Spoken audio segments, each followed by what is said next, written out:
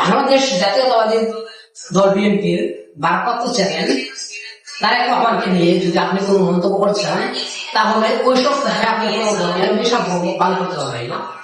আর মন্তব্য করার আগে অবশ্যই আপনাকে ভালো করে দাঁত ব্রাশ করতে হবে।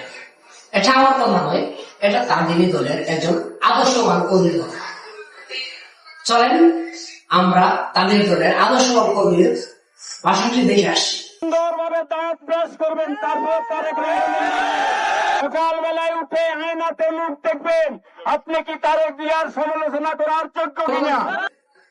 যদি কোন গণতান্ত্রিক দেশে একটি রাজনৈতিক দলের ভারপ্রাপ্ত চেয়ারম্যানকে নিয়ে কথা বলার আগে, মন্তব্য করার আগে ভালো করে দাঁত ব্রাশ করতে হয়, অর্জ করতে হয়, তাহলে সেই দেশে কি গণতন্ত্র থাকে?